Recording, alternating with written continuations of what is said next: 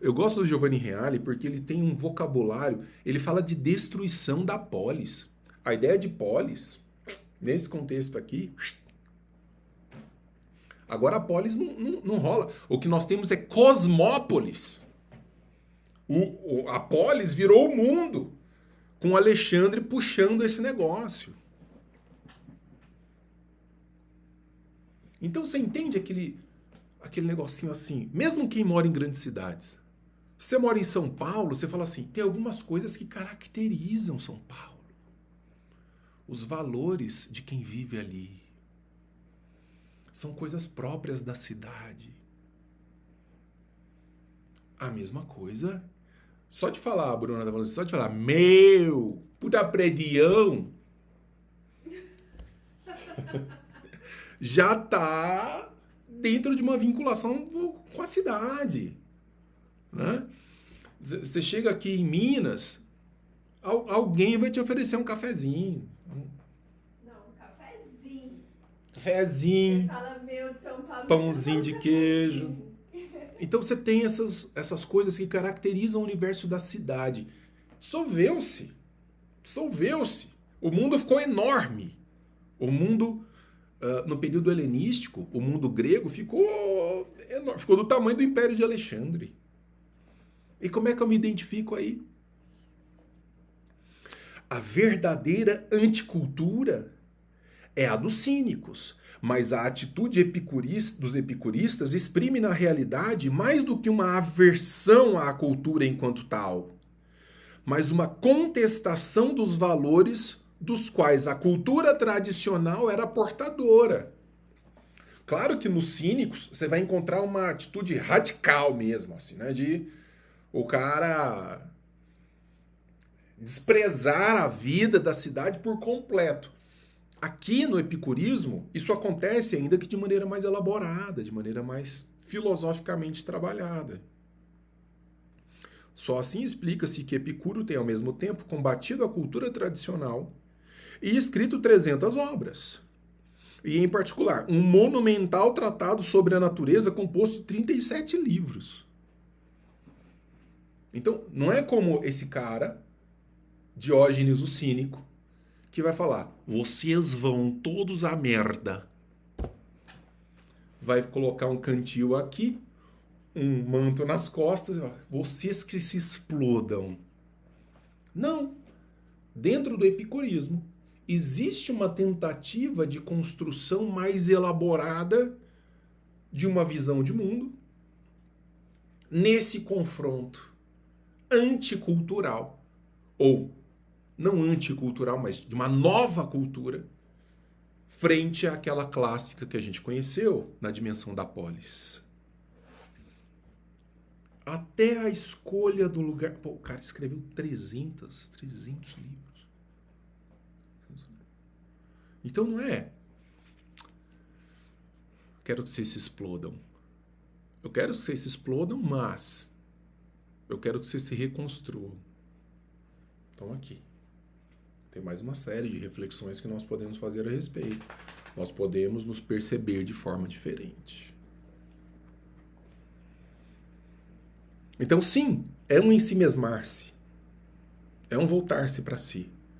Mas não é uma visão de nadificação. Não é a explosão de tudo. É uma profunda revisão de tudo. E uma tentativa de construir a sociedade sobre novas bases. Até a escolha do lugar onde surgiu a escola é expressão dessa revolucionária novidade. Sócrates ensinou nas praças, nos ginásios, onde os homens livres se encontravam. Em ginásios, Platão e Aristóteles fundaram as suas escolas. Olha, centros de convivência, muito, vamos dizer assim, muito bem inseridos do ponto de vista da cidade. Epicuro escolhe um lugar totalmente inusual, um edifício com um jardim, com um horto nos subúrbios da cidade. Até a escolha do local. Nós queremos um local mais afastado. Nós não queremos nos misturar com essa gentalha da cultura clássica, da polis. Nós queremos esse afastamento. O jardim de Epicuro estava longe do tumulto da vida política e próximo ao silêncio do campo, que é, como eu disse, o que muitos de nós estamos procurando. Alguns de nós estão procurando isso. Não, vamos para os grandes centros. Não, cara, eu quero dar uma respirada. Eu quero sair um pouco da loucura. Pensar um pouco mais em mim. No jardim gozava-se da paz da natureza, admirava-se a paisagem dos campos e das árvores, que a Sócrates e a Platão não dizia nada. É verdade. Sócrates nunca fez um elogio a uma árvore, né? Não tem isso, cara, não tem. Um elogio ao rio, a beleza do rio. Foda-se o rio. Ele tá lá passando. Eu tô pensando na virtude, na coragem. Eu tô pensando na piedade. Como o homem pode construir uma amizade sólida com alguém? É o rio tá lá, eu tô cá. Não é um problema, né, filhote?